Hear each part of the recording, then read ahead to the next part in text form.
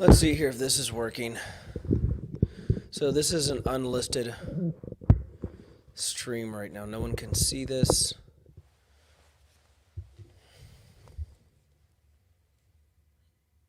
Let's see here. Leave.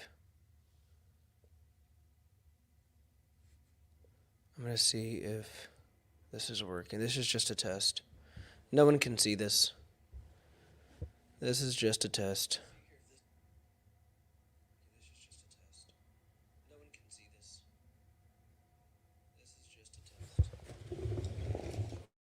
Oh, that sounds like, yeah, there we go.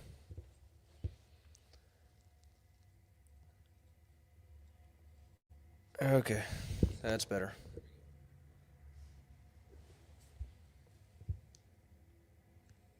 Testing 1, 2. That's better.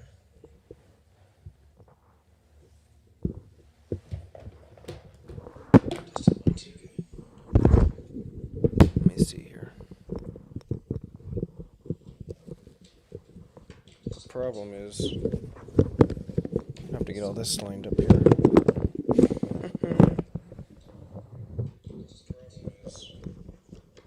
So no one can see this, just so you know, outside of me and you. I'm gonna go ahead and share this to Facebook and your site. All right, now we'll go to Facebook. Okay. I have a.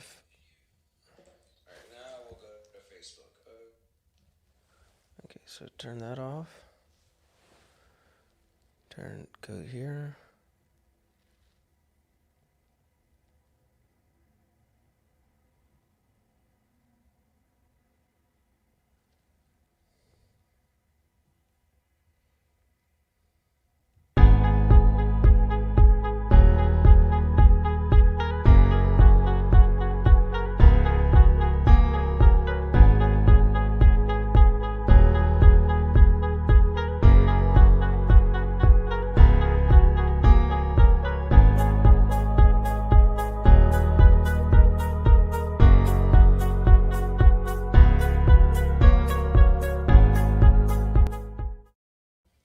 Alrighty, everybody. So this is me trying again this morning.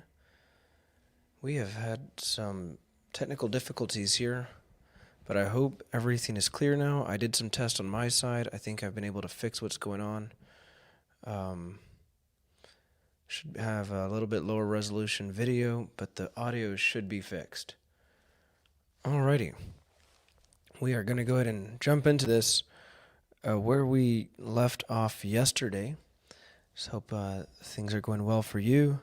And again, if you had jumped on earlier, we've had some technical difficulties this morning, but we're just going to just start over from where we left off and get back into the story.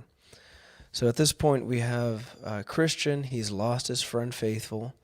He's now with a new friend named Hopeful, and they've met a man named By-Ends. And this friend, well, not friend, but this person they've met in the way, Mr. By-Ends, is a man who loves the religion. He loves to talk about God and Christ as long as everything is going great. But as soon as things get hard or people start turning on him, he's working for the other side, and he changes his story, and he really believes that he can live in such a way where he's at peace with God and at peace with the world. And we know that that's not possible. If someone can give me just a thumbs up in the chat at this point, I'm assuming my audio is still good, but if you could just let me know that things sound good, I'd appreciate that. It says, "Now I saw in my dream that Christian and Hopeful forsook him and kept their distance from him. But one of them, looking back, saw 3 men following Mr. By-Ends, and behold, as they came up with him, he made them a very low congee and also gave him a compliment." So this congee is, I did look this up. Oh, perfect. Got a thumbs up from the mama. It's just like a greeting or a farewell, a polite farewell. So the men's names are Mr. Hold the World, Mr. Moneylove, and Mr. Save-All, men that Mr. Byhands had been formerly acquainted with, for in their minority they were schoolfellows, and were taught by one Mr. Grightman, a schoolmaster in Lovegreen, which is a market town in the county of Coveting in the north. This schoolmaster taught them the art of getting, either by violence, cozenage, flattery, lying, or putting on a guise of religion, and these four gentlemen had attained much of the art of their master, so that each of them have kept such a school themselves. So that they could each of them have kept such a school themselves. I'm looking up this word cozenage. There's a few words today that I have not been able to, that I did not know the definitions to. So cozenage means to trick or deceive. So Mr. Hold the World, Mr. Moneylove, Mr. Save All, Mr. Buy Ends, this is how they've been taught to make their gain. And ultimately, they're able to use religion to make the money that they so desperately love. And so now they've all joined themselves. They're all on the straight and narrow. Keep that in mind as well. They're on the right way. They didn't come in the right way, but they're definitely in the way, and they can be found on the journey to the celestial city. And these are men we must beware of. So it says, well, when they had, as I said, thus saluted each other, Mr. Moneylove said to Mr. Buy Ends, "Who are they upon the road before us? For Christian and Hopeful were yet within view." Buy Ends replied and said, "They are a couple of far countrymen that, after their mode, are going on pilgrimage." "Alas, why did they not stay, that we might have their good company? For they and we and you, sir, I hope, are all going on pilgrimage," said Moneylove. Well, Buy Ends says, "Well, we are so indeed, but the men before us are so rigid, and love so much their own notions, and do also so lightly esteem the opinions of others, that let a man be never so godly. Yet if he jumps not with them in all things, they thrust him quite out of their company." They're too heavily minded for any earthly good, basically. Save All says, "Well, that's bad. But we read of some that are righteous overmuch, and such men's rigidness prevails with them to judge and condemn all but themselves. But I pray, what and how many were the things wherein you differed?" "Why, they, after their headstrong manner," said Buy Ends, conclude that it is duty to rush on their journey all weathers, and I am waiting for wind and tide. They are hazarding all for God at a clap, and I am taking all advantages to secure my life and estate. They are holding their notions, though all other men be against them. But I am for religion in what and so far as the times and my safety will bear it. They are for religion when in rags and contempt, but I am for him when he walks in his golden slippers in the sunshine and with applause."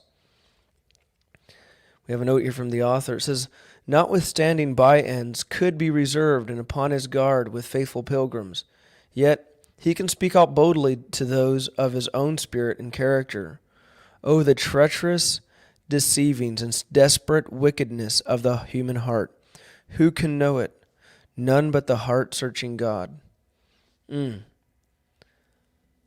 Wow.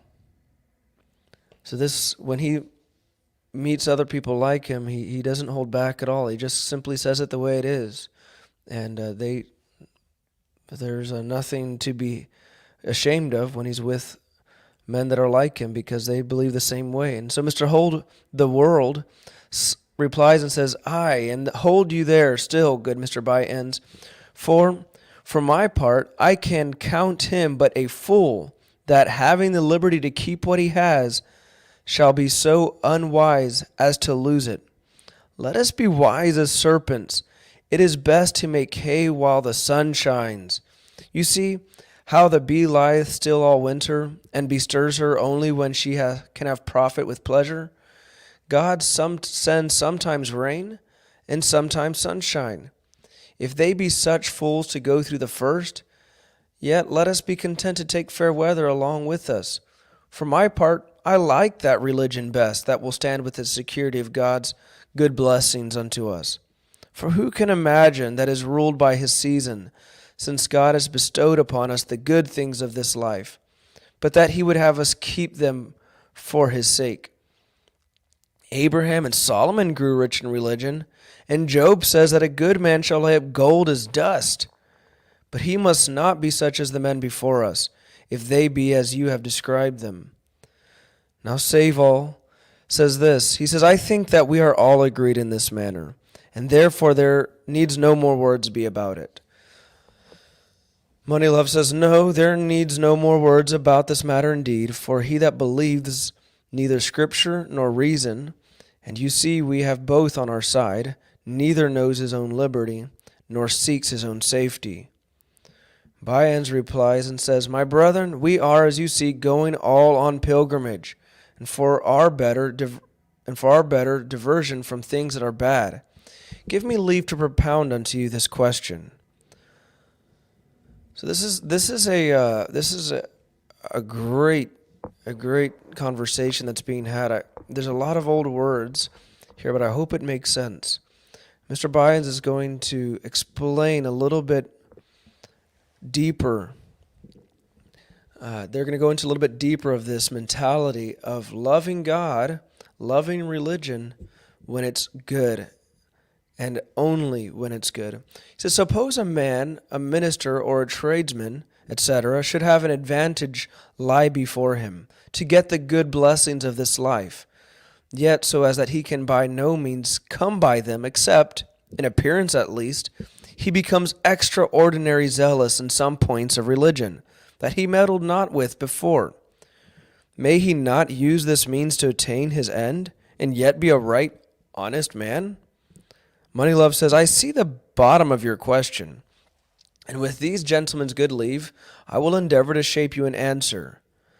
And first, to speak to your question, as it concerneth a minister himself, suppose a minister, a worthy man, possessed but of a very small benefice, and has in his eye a greater, more fat and plump by far. He has also now an opportunity of getting it, yet so as by more studious, by preaching more frequently and zealously, and because the temper of the people requires it, by altering some of his principles.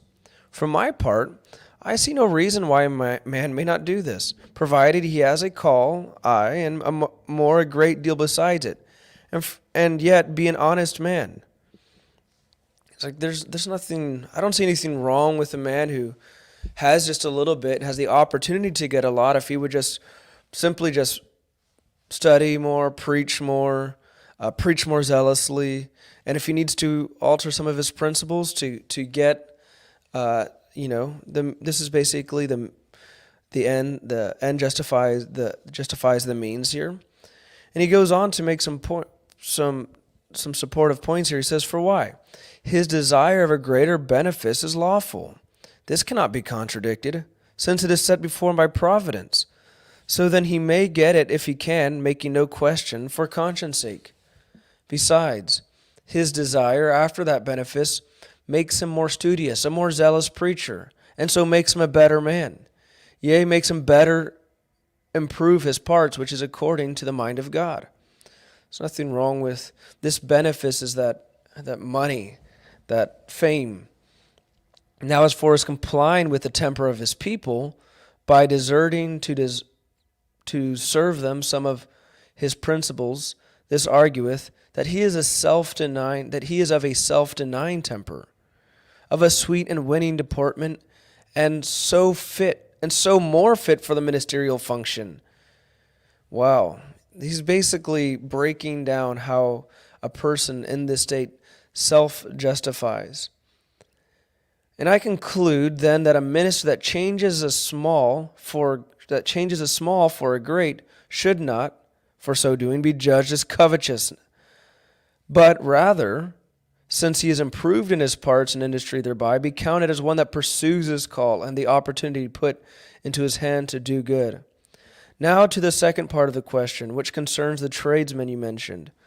Suppose such in one to have but a poor employee in the world, but by becoming religious, he may mend his market, perhaps get a rich wife, or more and far better customers to his shop. For my part, I see no reason but that this may be lawfully done. So again, he's gone down now. Why it's completely fine for a preacher to become better and seek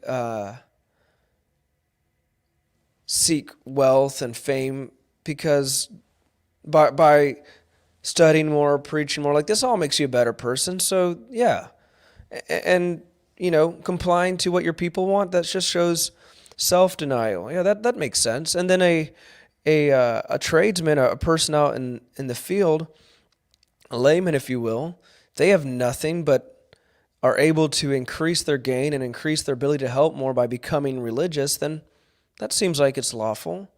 Well, and they give some points. To become religious is a virtue, by what means soever man becomes so. Again, this is the mindset.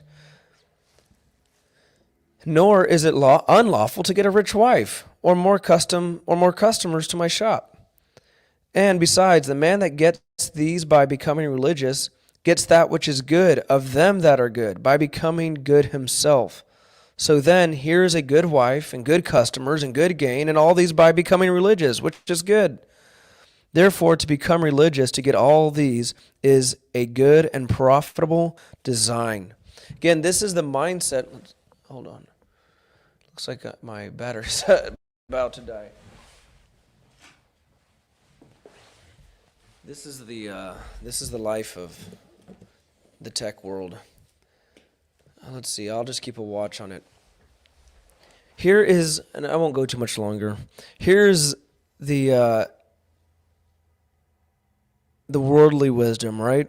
This is what Satan wants to deceive us with. And we have a note from the author. He says, here is worldly wisdom, infernal logic, hellish logic, and the sophistry of Satan. The sophistry of Satan. We hear this language daily from money-loving professors who are destitute of the power of faith and the reasoning of godliness. But in opposition to all this, the Holy Ghost testifies, the love of money is the root of all evil, and a covetous man is an idolater. Hear this and tremble, you avaricious professors. Remember, ye followers of the Lamb, ye are called to let your conversation be without covetousness. Your Lord testifies, you cannot serve God and mammon. There's quite a few references to Scripture here. I'm going to make sure, I'm 99% sure I know what avaricious means, but it's been a while since I've seen that word. Avaricious. Extreme greed. It says, hear this and tremble, you extremely greedy professors. Remember, and then he says, remember, you followers of the Lamb, you are called to let your conversation be without covetousness. Your Lord testifies, you cannot serve God and mammon. And this is so important, because there's nothing. This religious conversation that's being had here is like, there's nothing wrong with making money here. There's nothing, but the thing is becoming this to make more money and improving yourself so that you can gain. And the journey of a true pilgrim is that God improves him, and he is willing to continue on the journey at all cost, whether that means he gains or loses because of what God is doing in his life. And this is a great reminder that our conversation should be without covetousness, without desiring that which that which isn't ours. This idea of covetousness is one that religions everywhere preach and all the law and talk about everything but this one thing. We don't want to talk about covetousness. But we're reminded we cannot serve God and mammon. So there's four, looks like four references here made, and I'll just go through them. 1 Timothy 6:10, which is where we find the love of money is the root of all evil. Then Colossians 3:5 reminds us a covetous man is an idolater. Then Hebrews chapter 8 and verse 5 says, let your conversation be without covetousness. And then Luke chapter 16 and verse 13, you cannot serve God and mammon. I'm going to go ahead and stop there because I'm going to run into some more technical issues if I don't. But anyways, thank you guys so much for joining the podcast this morning, and apologize for some of the issues I was running into earlier. But if you're enjoying this, or there's something that you agree with, or you'd like to add anything on, feel free to always leave something in the chat, whether you're on YouTube or Facebook. I'd love to see that, and always encouraged. But anyways, guys, thank you so much, and we will see you Monday morning, Lord willing. Y'all take care. Bye-bye.